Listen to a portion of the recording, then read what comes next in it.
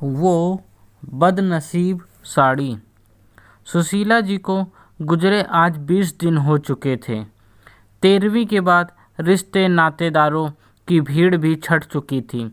घर में अब उनकी बड़ी बहू शीतल, छोटी बहू निर्मल और दोनों बेटियां शहनाज और भक्ति के अलावा बुजुर्गों के नाम पर उनकी चाची सास और बुआ सास थीं। शीतल की पिछले 2 दिनों से तबीयत ठीक नहीं थी, सो वो अपने कमरे में आराम कर रही थी। उस दिन सुबह सुबह बुआ जी अपने भाई रामायण से बोली, भाई जाने वाले तो जा चुके, कब तक उनका शोक मनाओगे? जाने वाली आत्मा को दुखी ना करो। चाची जी भी कहने लगी, भैया अब आप भी समय रहते हमारे होते हुए ही दीदी की धरोहर सबको बांट दीजिए। बुआ जी ने इस बात पर थोड़ा और जोर डालते हुए कहा, सुलोचना ठीक कह रही है, फिर अब हमें भी तो अपने अपने घर जाकर अपनी जिम्मेदारियां पुनः संभालनी हैं। कब तक यहाँ बैठे रहेंगे? आप भाभी की तिजोरी की धरोहर खुद ही सब में बांट दें। ये बात जैसे ही शीतल के कानों तक पहुंची, वो तुरंत उठकर आई और कहने लगी, क्या जल्दी है? बाबूजी कहाँ भागे जा रहे हैं? हम बाद में आराम से कर लेंगे। पर बुआ जी के आगे उसकी एक न चली और वो हारी हुई सी बस निर्मल का चेहरा देखती रह गई। दोपहर खाने के बाद का वक्त निश्चित किया गया बंटवारे के लिए। उस दिन तो जैसे किसी को भूख ही नहीं लगी थी। सब जल्दी से खाना निपटाकर हॉल में पहुंच गए। उनके दोनों सुपुत्र और दामाद भी पधार चुके थे। पंडित पंडिताइन भी मौजूद थे। सबकी निगाहें तिजोरी पर ही टिकी हुई थीं। शीतल ने बाबूजी को चाबियां सौंपी। तिजोरी खोला, सारा सामान निकाल मेज पर यूं सजाया गया मानो दुल्हन का दहेज हो। उनकी 21 साड़ियाँ, एक चांदी की पायल, एक अंगूठी और कुछ रुपए देकर पंडित जी को खुशी खुशी विदा किया गया। फिर शुरू हुआ बंटवारा। अचानक बुआ जी चिल्लाईं, अरे भाभी का वो डायमंड का सेट कहीं दिखाई नहीं दे रहा, वो कहाँ है? सब आंखें शीतल की ओर थीं। उसने बड़े बेमन से तिजोरी के लॉकर की चाबी अपने कमरे से लाकर दी। धीरे से वो निर्मल से बोली, इसलिए मैं नहीं चाहती थी कि इन लोगों के रहते लॉकर खुले। अब देखना, सबसे अच्छे आभूषण ये दोनों पहले ही ले लेंगी। लॉकर खोल सारे आभूषण निकाले गए। सबकी आंखें फटी की फटी रह गईं। बुआ जी तुरंत बोली, भैया इस बार भाभी ने रक्षाबंधन पर मुझे डायमंड सेट दिलाने का वादा किया था, अब वो तो रही नहीं, तो क्या उनकी ये निशानी, उनका ये छोटा सा डायमंड सेट मैं रख लूं? मुझे इसी से संतोष हो जाएगा। साथ ही भाभी की नज़दीकी का एहसास भी होता रहेगा। शीतल निर्मल से बोली, देखा, मुझे इसी बात का डर था कि बुआ जी ये सेट किसी भी बहाने से हड़प लेंगी, इसलिए मैं तिजोरी नहीं खुलने देना चाहती थी। इधर बुआ जी ने फिर पूछा, भैया क्या सोच रहे हो? भाभी की छोटी सी निशानी ही तो मांग रही हूँ। रामायण जी ने बुआ जी को वो सेट दे दिया। चाची जी वो जड़ाऊ सेट देखकर बोली, भैया भाभी का ये सेट मुझे उनके आशीर्वाद स्वरूप भेंट कर दीजिए। ये सेट भाभी की याद स्वरूप हमेशा मेरे साथ रहेगा। सो वो चाची जी के हिस्से आ गया। बाकी चीज़ें भी एक एक कर बांट गईं। अंत में सुशीला जी की शादी की साड़ी की बारी आई।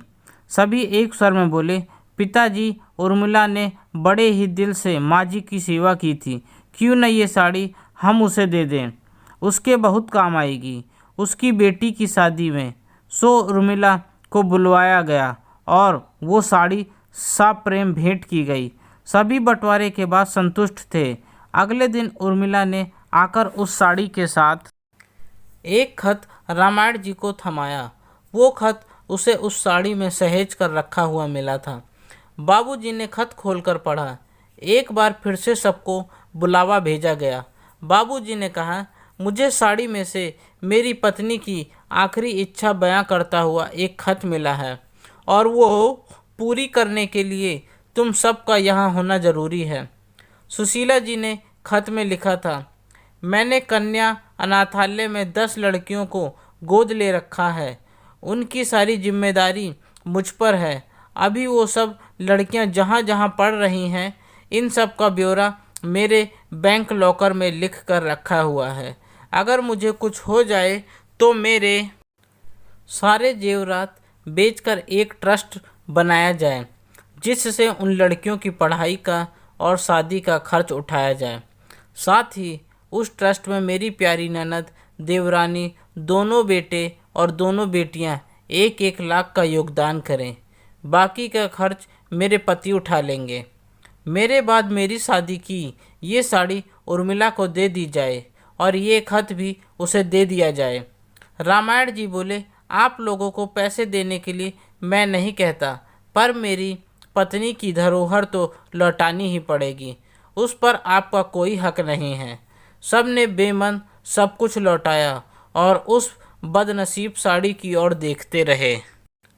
सब सोच रहे थे कि जब उन्होंने करोड़ों के जेवर अनाथ लड़कियों को दे दिए तो फिर उर्मिला को सिर्फ एक पुरानी मैली साड़ी क्यों। अब उन्होंने उर्मिला के नाम लिखा खत खोला। उसमें लिखा था, प्रिय उर्मिला, तुमने बड़े ही दिल से मेरी सेवा की है। मेरी शादी की साड़ी मैं तुम्हारे नाम करती हूँ। ये साड़ी लेकर तुम मेरे मायके जाना।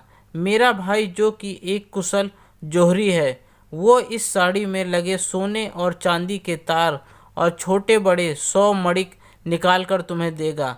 फिर उन्हें बेच तुम अपने बेटे की पढ़ाई की फीस आराम से भर पाओगी। पढ़ते हुए बाबूजी ने खत के साथ वो साड़ी उर्मिला को दे दी।